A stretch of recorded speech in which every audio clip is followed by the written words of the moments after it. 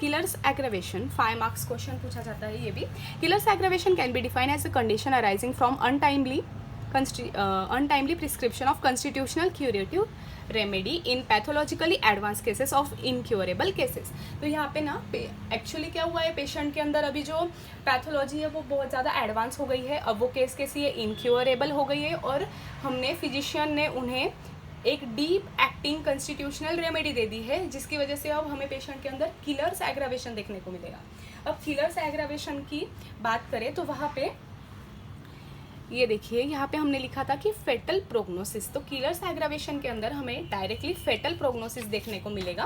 तो prognosis and interpretation में it is almost fatal prognosis आपको मोस्टली देखने को मिलता है। ये क्यों होता है, तो पेशेंट को फिजिशियन ने ठीक से हैंडल नहीं किया है केस को, तो उसकी वजह से होगा। इन difficult advance and incurable cases pioneer have advocated the palliative method only. तो हमने पैलिएटिव मोड ऑफ ट्रीटमेंट में देखा था, मैंने वीडियो अपलोड किया है, आप जाकर देख सकते हैं। तो वहाँ पे कुछ जस्टिफाइबल रीजंस थे या कंडीशंस थे जहाँ पे हमारे मास्टर ने कहा था कि आप वहाँ पे पैलिएशन या पैलिएटिव मोड यूज़ कर सकते हैं। तो उसमें से एक था इनक्योरेबल केसेस। तो वहाँ पे क्यों हम पैलिएट करेंगे, इसका भी रीज़न देखते हैं कि वाइटल फोर्स जो होता है ना, वो अपना रिएक्टिव पावर खो बैठता है, और उसकी वजह से अब वो होम्योपैथिकली तो ट्रीट नहीं हो पाएगा। इसलिए हम वहाँ पे पेशेंट को जिंदा रखने के लिए उसे पैलिएट करेंगे। Next, if any homeopath selects a deep acting constitutional remedy to a patient whose condition is very worse, result may be disastrous. तो वहाँ पे उसकी कंडीशन वर्स्ट हो जाएगी।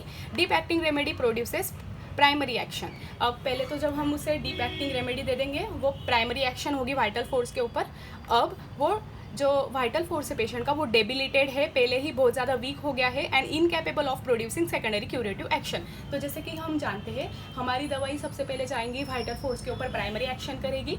अब प्राइमरी एक्शन होने के बाद वहाँ पे होम्योपैथिक एग्रावेशन होगा, जिससे in spite of intensification of symptoms patient को अच्छा लगेगा।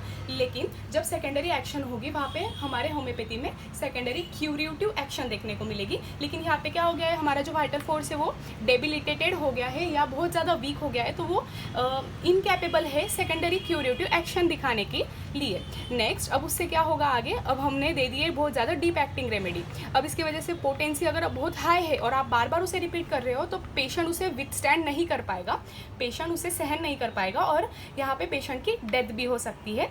Even it can kill the patient. तो एडवांस स्टेज में वो आगे चल के अपने पेशेंट को किल भी कर सकता है। In such cases physician must understand the vitality is almost loss in the patient. यहाँ पे फिजिशियन को ध्यान देना है कि वो जो वाइटलिटी है वो पेशेंट के अंदर पूरी तरह से लॉस्ट हो गई है, और यहाँ पे हमें सिर्फ पैलिएटिव रेमेडीज से ही उसे ट्रीट करना है, ना कि क्योर कर एम नहीं रखना चाहिए क्योर करने का, क्योंकि क्योर करने चाहेंगे तो वहाँ पे उन्हें उल्टा किलर्स एग्रावेशन हो जाएगा।